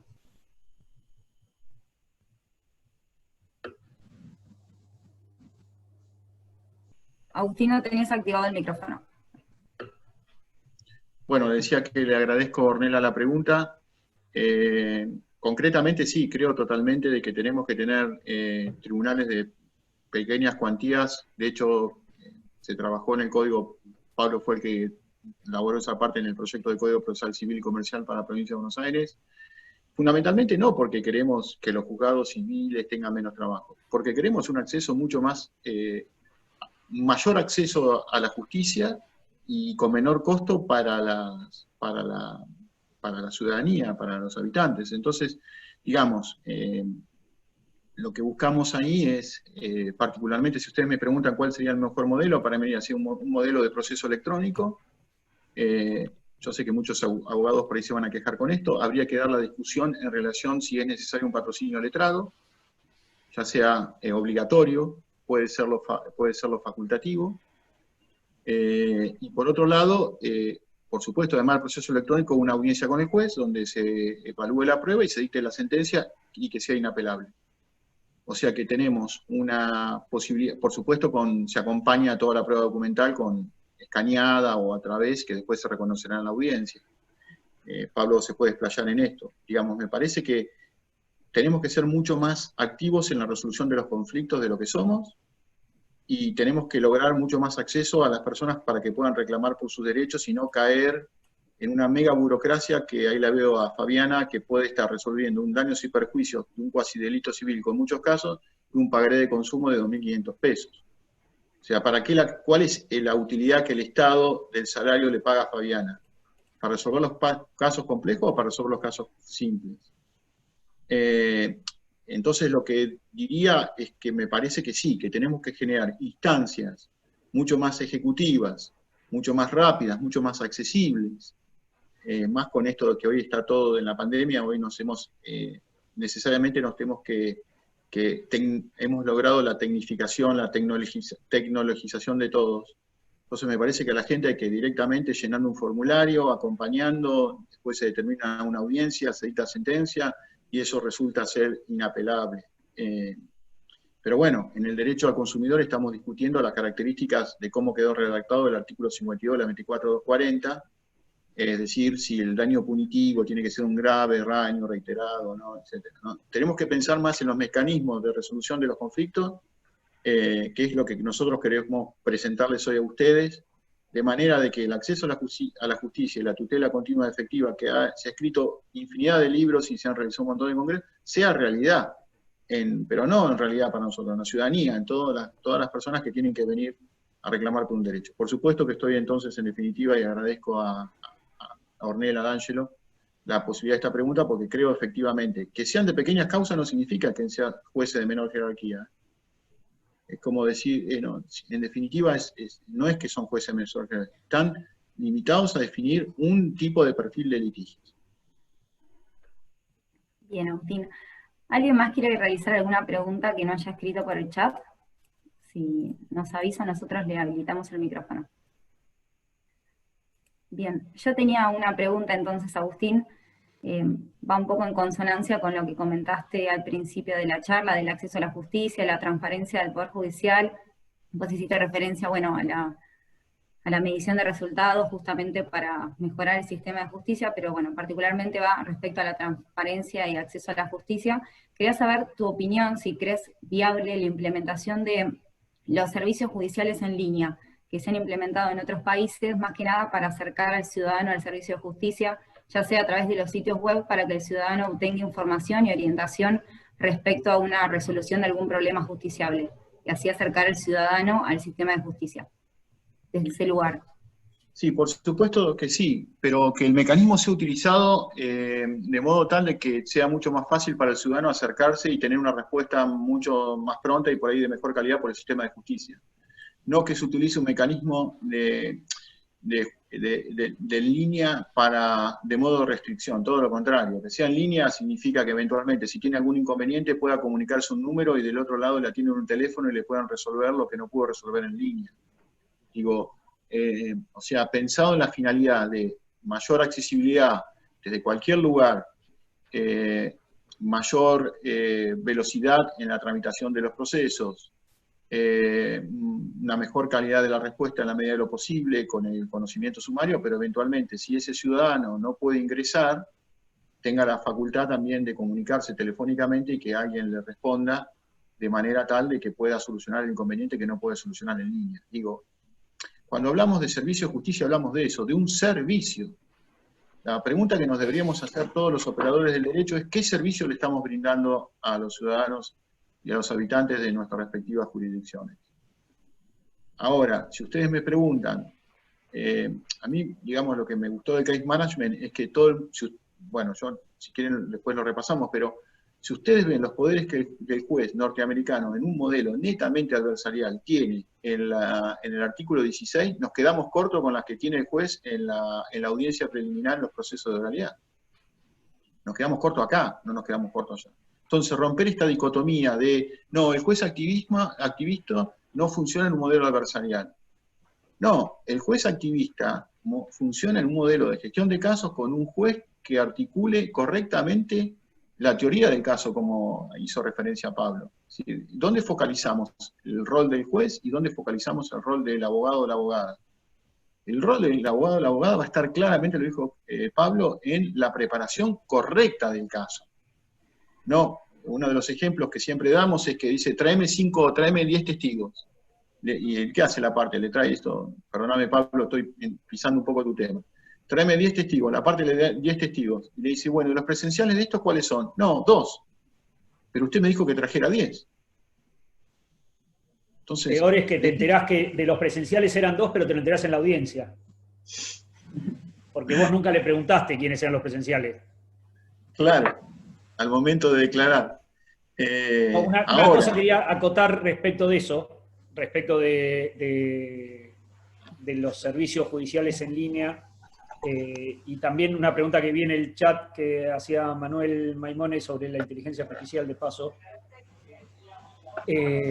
Todo lo que sea ampliar el acceso y facilitar el acceso y dar mejor solución, me parece que tiene que ser generosamente bienvenido por todos.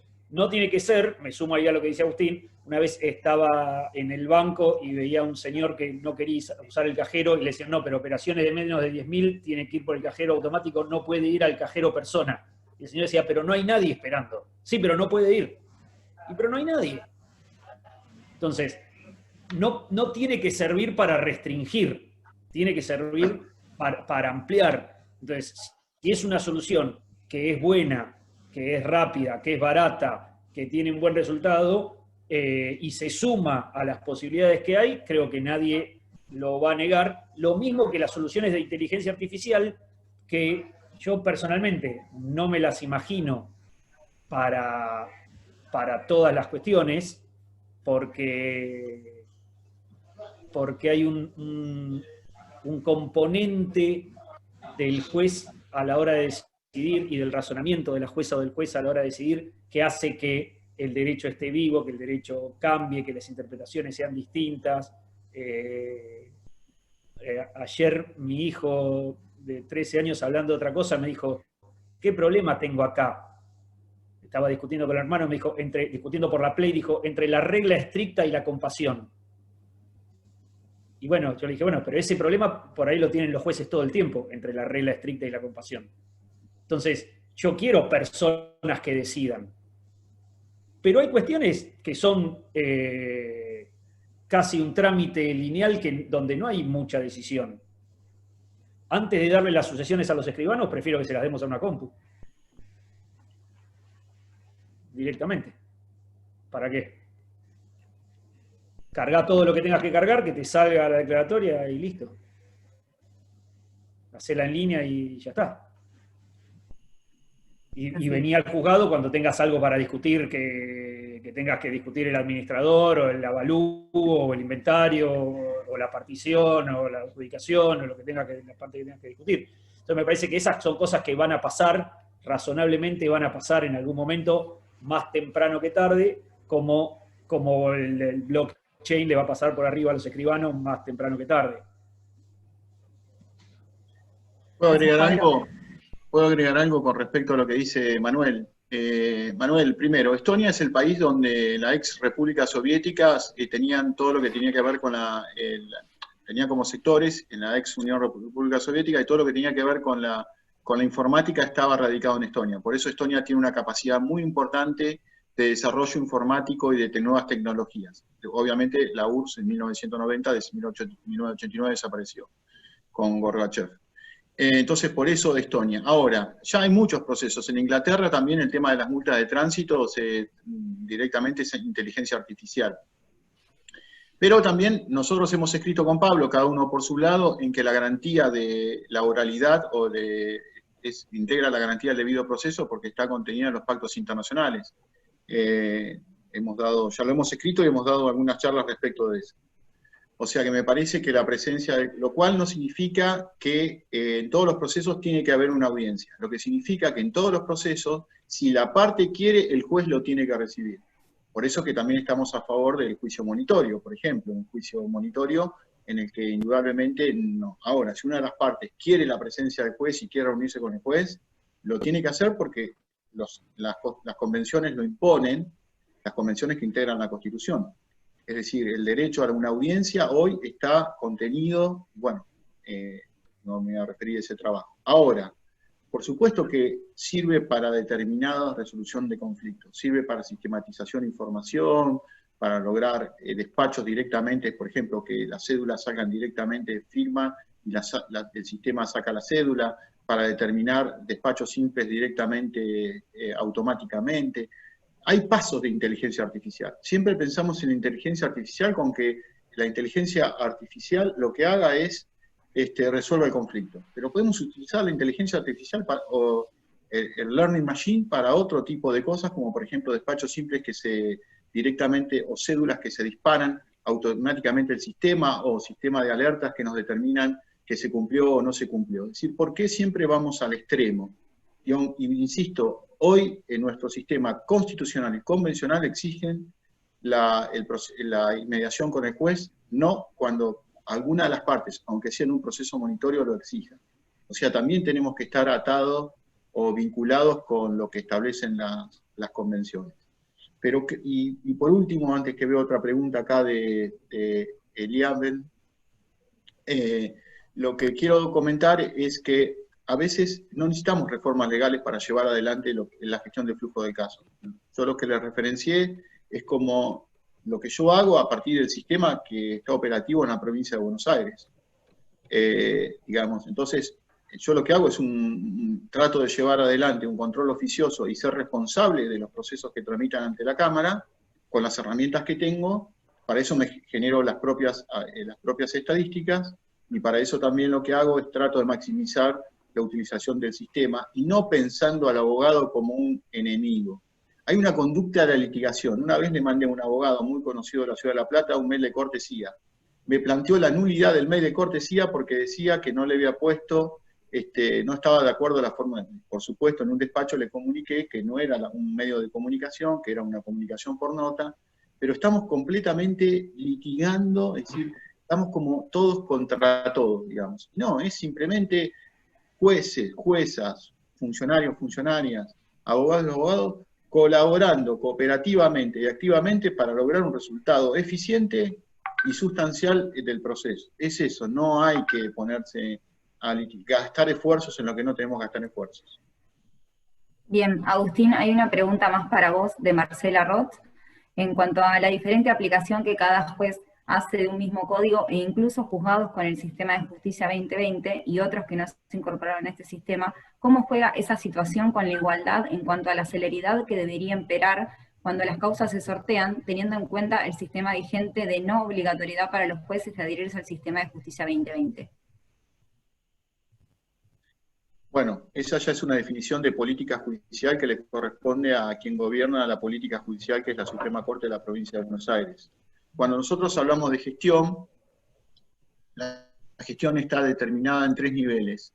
El primer nivel es la gestión en el gobierno del Poder Judicial, es el primer nivel, es decir, cómo gobierna, cuál es la política de gestión que tiene quien tiene la responsabilidad enorme de gobernar el Poder Judicial. El segundo nivel de gestión es el que acabamos de mencionar nosotros, que tiene que ver cómo hacemos para el procesamiento eficiente no de un caso, del conjunto de casos que tenemos en nuestra oficina judicial.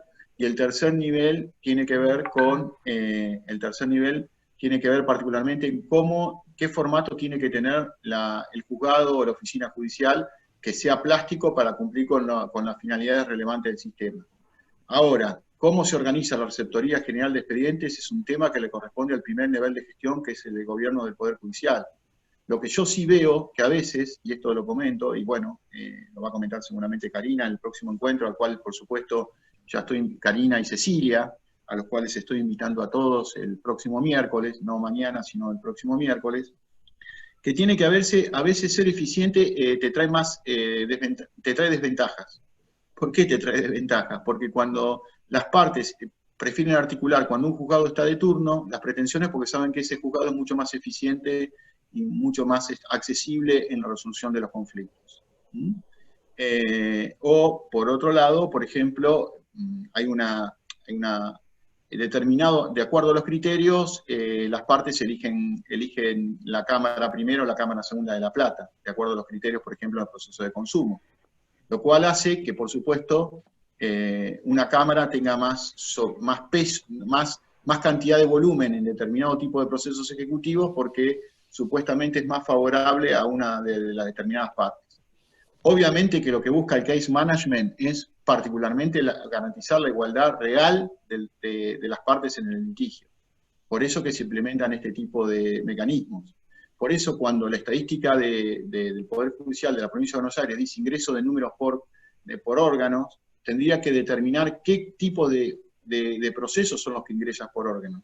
Y ahí vamos a determinar que, por ejemplo, que ingresan muchísimo más procesos ejecutivos en una Cámara que en otra, en relación con los criterios que tienen respecto al tema del derecho del consumo. No estoy haciendo un juicio valorativo de esto, estoy haciendo un juicio descriptivo. Entonces, por supuesto yo podría hacer un juicio valorativo, un poco menos polite que el tuyo, por razones del trabajo de cada uno, y decir que la Corte debería comportarse menos como un espectador de lo que están haciendo muchos juzgados con Justicia 2020 y con el Plan de Generalización de la Oralidad, y comportarse más como el órgano de gobierno del Poder Judicial y decidir qué es lo que quiere hacer, cuáles son las líneas y los presupuestos para hacerlo, y subirse y tomar el volante de la cuestión y no quedarse mirando. Yo acá hace un rato estaba Federico Peña, que es un amigo juez de Azul, ahora creo que no está, trabajábamos juntos con un abogado que cuando ibas y le planteabas un inconveniente, te decía, pero ¿vos sos un periodista o sos el abogado que lleva el asunto? Porque si sos el abogado que lleva el asunto, resolvelo. Y si sos un periodista, venís y me lo contás nada más. Pero bueno, la Corte debería comportarse menos como una periodista o espectadora que hace el relevamiento de lo que está pasando, y más como el órgano de gobierno que debería ser, tomar cartas en el asunto y tomar decisiones e impulsarlo. Esa es la forma de que asegure que todos tengan la misma situación ante la ley, la misma situación, cualquiera sea el juzgado que le toque. Perfecto, bueno, acá dice Matías si hay que revisar el sistema de turnos y de ingreso de causas. Yo calculo que sí, que se debería revisar. Bueno, para eso están las oficinas específicas de la Suprema Corte, con sus equipos, que es en el caso de planificación, y bueno, y resolver este tipo de cuestiones. Por ejemplo, era muy gracioso porque durante la cuarentena los juzgados civiles de La Plata se iban pasando los expedientes que le habían tocado en turno, hasta que llegó a un juzgado, que es el Juzgado Civil 4, en el que trabaja Marcela, que le iban a radicar de un día para el otro 200 y pico de expedientes, porque eran los que venían de los turnos anteriores, lo cual era un criterio totalmente desproporcionado, porque si no, cuando llegaran la vuelta de los 23 juzgados, iba a haber una sobredosis de expedientes de un día para el otro. Por supuesto que era el tema de, bueno, cómo se resolvía, porque la resolución de la Corte aparentemente no había sido lo más claro al respecto, que generó problemas no solo en el Departamento Judicial La Plata, sino en el Departamento Judicial Morón. Creo que cada uno tiene que asumir los niveles de responsabilidades que tiene que asumir. En el caso particular mío, yo asumo el nivel de responsabilidad que tiene que ver con la gestión del flujo de casos en la Cámara y en sus 3 terminales, que es Sala 1, Sala 2, y respecto de los 45 jueces, funcionarios y empleados que, por supuesto, integran la Cámara, de tener una motivación común y brindar este servicio de justicia, por supuesto, en la medida de las posibilidades que cada uno tenemos, ¿no? Y acá dice también una cosa que quedó de Elian, dice, para Agustín Jankovich, ¿ve posible generar estímulos y premios para que los operadores del sistema implementen cambios a fin de un cambio cultural? Gracias. Bueno, no, gracias a vos, Belén. Lo que digo es, con mis hijas, si no terminan la tarea, no van a hacer otras actividades, tienen que terminar la tarea, ¿no? Es lo que pienso. Los jueces que tienen cúmulo de causa, igual se toman el mes de vacaciones en enero. Digo, me parece que si no tenemos un sistema de motivación y de un sistema vamos a caer en voluntarismos, en el sentido de que, bueno, porque tiene mayor compromiso, tal que cual, o tiene mayor, le gusta más, tal que cual, o porque entonces ese juzgado anda bárbaro y el otro que está al lado, el contiguo, no anda tan bien. Bueno, hay que tener un sistema de recompensas. Por ejemplo, una persona que tiene atraso en su trabajo, como si mi hija no terminó la tarea, no va a mirar una película en Netflix. Digamos, entonces se quedará, se reducirá las vacaciones y ese tiempo muerto que no le ingresan causa lo aprovechará para sacar las sentencias que tiene pendientes.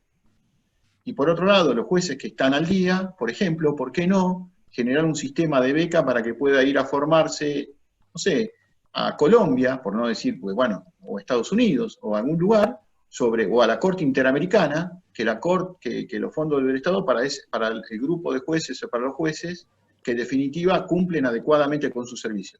La Corte tiene muy en claro quién lo cumple y quién no lo cumple, porque ellos monitorean el tablero de control, lo tienen a través de Augusta. Entonces ellos saben efectivamente no solamente cuánto se entró, sino cuánto tiempo se permaneció dentro del propio sistema.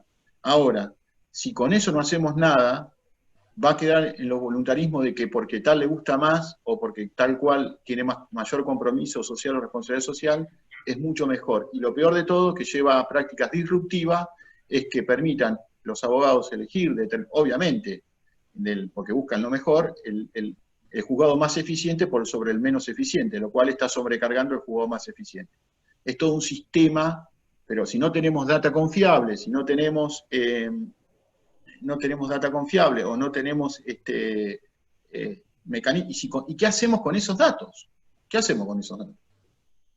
Digamos, sacarle empleados o no darle un empleado a Fabiana o a Marco o a Fernando o a Mariana o a Marcela. ¿Sirve para eso? No, es en definitiva para regenerar los presupuestos de trabajo. Con la data tenemos que tomar decisiones de planificación. Y una vez que planificamos, gestionamos. Pero tenemos que ver qué número de causas tenemos y qué podemos hacer con ese número de causas que tenemos. Y por supuesto están los factores humanos, ¿no? Las licencias, las vacaciones no gozadas, etcétera, etcétera, etcétera. Pero bueno, ese es el gran desafío que nos ha puesto enfrente a todos y a cada uno la pandemia. Bueno, ¿alguno más quiere realizar alguna pregunta? Si no, bueno, si les parece. Para cerrar, sí, bueno, vamos a después, por supuesto, nuevamente quiero, bueno, acá Fabiana dice muchas gracias, que le gustó el encuentro.